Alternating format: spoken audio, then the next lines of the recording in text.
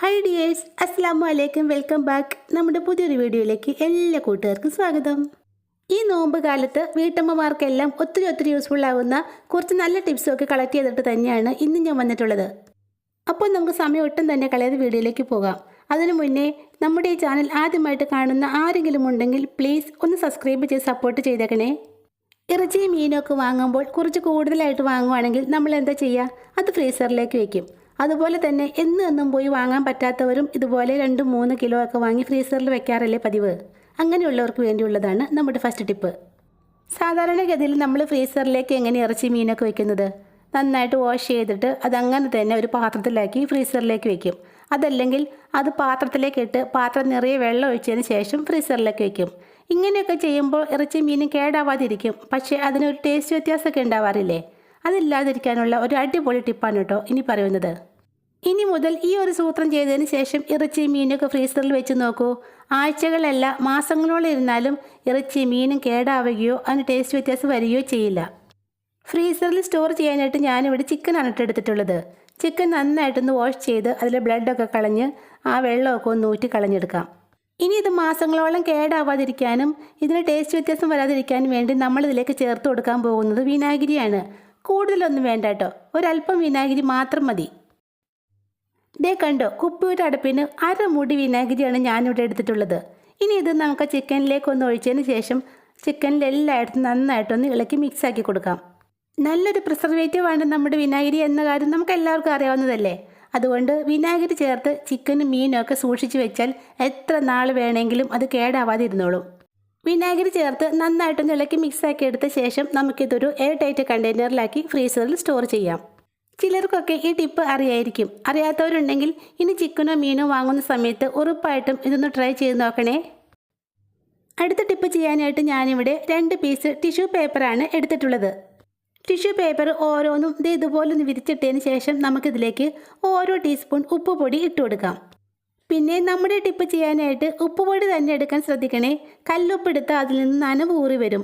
അതുകൊണ്ട് ഉപ്പുപൊടി തന്നെ എടുക്കണം. ഉപ്പുപൊടി ഇട്ടതിന് ശേഷം നമുക്ക് ഈ പേപ്പർ ഇതുപോലെ ഒന്ന് പൊതിഞ്ഞെടുക്കാം.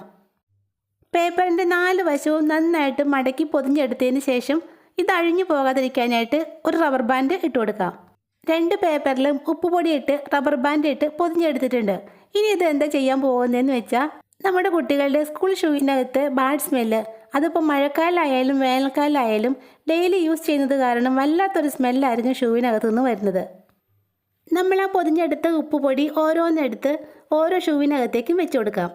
രാവിലെ മുതൽ വൈകുന്നേരം വരെ യൂസ് ചെയ്യുന്നത് കൊണ്ട് വല്ലാത്തൊരു സ്മെല്ലായിരിക്കും ഷൂവിനകത്തു നിന്ന് വരുന്നത്. അതുപോലെ തന്നെ വിയർപ്പിൽ നിന്നും ബാക്ടീരിയകളും ഷൂവിനകത്ത് നിറയെ ഉണ്ടാകും. ബാഡ് സ്മെല്ലിന് വലിച്ചെടുക്കാനും അതുപോലെ തന്നെ രോഗാണുക്കൾ നശിപ്പിക്കാനും വളരെയധികം കഴിവുള്ള ഒന്നാണ് ഉപ്പ്.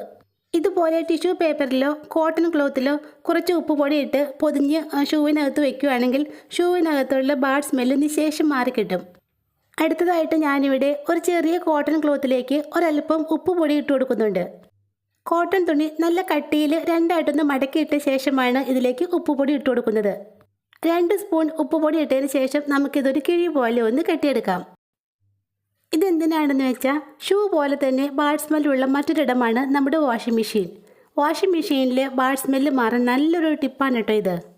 ആഴ്ചയിൽ 2-3 പ്രാവശ്യമൊക്കെയല്ലേ നമ്മൾ വാഷിംഗ് മെഷീനിൽ തുണി കഴുകാറുള്ളൂ. അത് കഴിഞ്ഞ് നമ്മളതങ്ങ് അടച്ചിട്ടേക്കും. പിന്നീട് അത് യൂസ് ചെയ്യാൻ നേരത്ത് തുറക്കുമ്പോൾ വല്ലാത്തൊരു സ്മെല്ല് വരാറില്ലേ?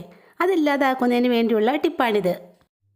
1-2 ദിവസം നമ്മുടെ ഈ കിഴി വാഷിംഗ് മെഷീനിൽ കിടക്കാനുള്ളതാണ്. അതുകൊണ്ടാണ് ഡബിൾ ലെയറായിട്ട് ക്ലോത്ത് ഇട്ട് കൊടുത്തതിന് ശേഷം ഉപ്പിട്ടത്.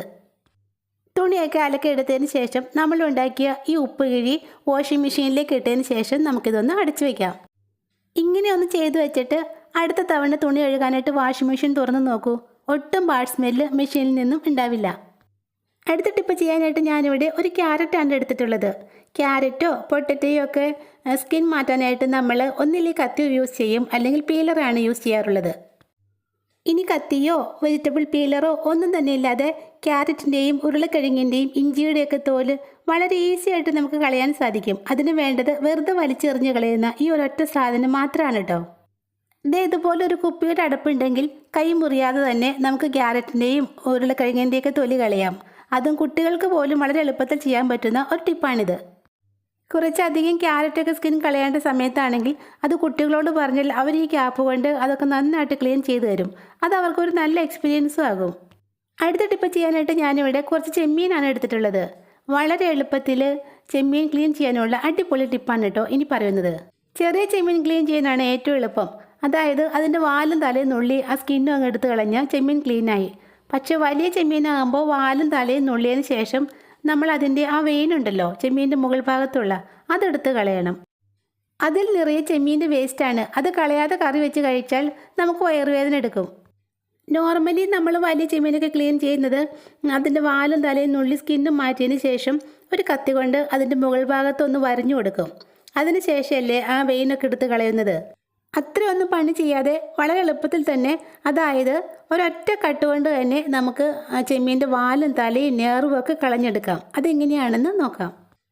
ഇതുപോലെ ഒരു കുഞ്ഞു കത്രിക ഉണ്ടെങ്കിൽ എത്ര കിലോ ചെമ്മീൻ വേണേലും നിമിഷ നേരം കൊണ്ട് നമുക്ക് ക്ലീൻ ചെയ്തെടുക്കാം. ആദ്യം തന്നെ ചെമ്മീൻ്റെ തലയുടെ ഭാഗത്തു കൂടി കത്രിക ഇതുപോലെ ഒന്ന് കയറ്റി കൊടുക്കാം. ഇനി അതിൻ്റെ വാലറ്റം വരെ ഒന്ന് കട്ട് ചെയ്യണം. വാലറ്റം വരെ കട്ട് ചെയ്തതിന് ശേഷം നമുക്കതിൻ്റെ തലയും തോടും ഇളക്കി കളയാം. അപ്പോൾ അതിനോടൊപ്പം തന്നെ വേസ്റ്റ് നിറഞ്ഞ് അതിൻ്റെ ആ വെയിനും കൂടി പോയിക്കോളും. വെയിൻ പ്രത്യേകമായിട്ട് എടുത്ത് കളയേണ്ട ആവശ്യമൊന്നുമില്ല കേട്ടോ. നമ്മൾ ആ തോട് ഇളക്കി കളയുന്നതിൻ്റെ കൂടെ തന്നെ വെയിനും പോയിക്കോളും. ഇനിയിപ്പോൾ ചെമ്മീൻ ക്ലീൻ ചെയ്യാനായിട്ട് ഇതുപോലെ കുഞ്ഞു കത്രിക ഇല്ലെങ്കിലും കുഴപ്പമില്ല കേട്ടോ. ഒരു ടൂത്ത് പിക്കോ അല്ലെങ്കിൽ ഒരു കുഞ്ഞു കഷ്ണം ഈർക്കിലിയോ മതി ചെമ്മീൻ ക്ലീൻ ചെയ്തെടുക്കാൻ. ഈർക്കിലിയാണ് നിങ്ങൾ എടുക്കുന്നതെങ്കിൽ ഈർക്കിലിയുടെ ഒരറ്റം ഇതുപോലെ നന്നായിട്ടൊന്ന് കൂർമ്പിച്ചെടുക്കണം. ഈർക്കിലി കൊണ്ടും ടൂത്ത് പിക്ക് കൊണ്ടും ചെമ്മീൻ ക്ലീൻ ചെയ്യുന്നത് എങ്ങനെയാണെന്ന് നോക്കാം. ആദ്യം തന്നെ നമുക്ക് ആ ചെമ്മീൻ്റെ തലയും വാലും തോടും ഒക്കെ ഒന്ന് കളഞ്ഞെടുക്കണം. ഇനി നമ്മുടെ ടൂത്ത് പിക്ക് കൊണ്ട് ചെമ്മീൻ്റെ വാലിൻ്റെ അറ്റത്ത് ഇതുപോലെ ഒന്ന് കുത്തി പൊക്കിയെടുത്താൽ മാത്രം മതി. കണ്ടോ, കത്തി കൊണ്ട് കീറാതെ തന്നെ വളരെ എളുപ്പത്തിൽ നമുക്കതിൻ്റെ വെയിൻ മാറ്റിയെടുക്കാൻ പറ്റുന്നുണ്ട്. നമ്മൾ ആദ്യം ചെയ്ത പോലെ കട്ട് ചെയ്യാതെ തന്നെ ചെമ്മീൻ ക്ലീൻ ചെയ്തെടുക്കാൻ പറ്റിയ നല്ലൊരു ടിപ്പല്ലേ ഇത്. കൂർമ്പിച്ചെടുത്ത ഈർക്കിലി കൊണ്ട് നമുക്കിതുപോലെ തന്നെ ചെമ്മീൻ ക്ലീൻ ചെയ്തെടുക്കാം കേട്ടോ. പിന്നെ ചെമ്മീൻ ക്ലീൻ ചെയ്യാനുള്ള ഈ ടിപ്സിൽ നിങ്ങൾക്ക് ഇഷ്ടപ്പെട്ട ടിപ്പ് ഏതാണെന്ന് കമൻസിലൂടെ ഒന്ന് അറിയിക്കാൻ മറക്കല്ലേ. അപ്പോൾ ഇന്നത്തെ വീഡിയോ ഇത്രയേ ഉള്ളൂ. വീഡിയോ നിങ്ങൾക്ക് ഇഷ്ടപ്പെട്ടാൽ ലൈക്ക് ചെയ്യുക, സബ്സ്ക്രൈബ് ചെയ്യുക. ഇൻഷാ അല്ലാഹ് നെക്സ്റ്റ് വീഡിയോയുമായി വരുന്നവരെ താങ്ക്സ് ഫോർ വാച്ചിങ് വ്യൂവേഴ്സ്.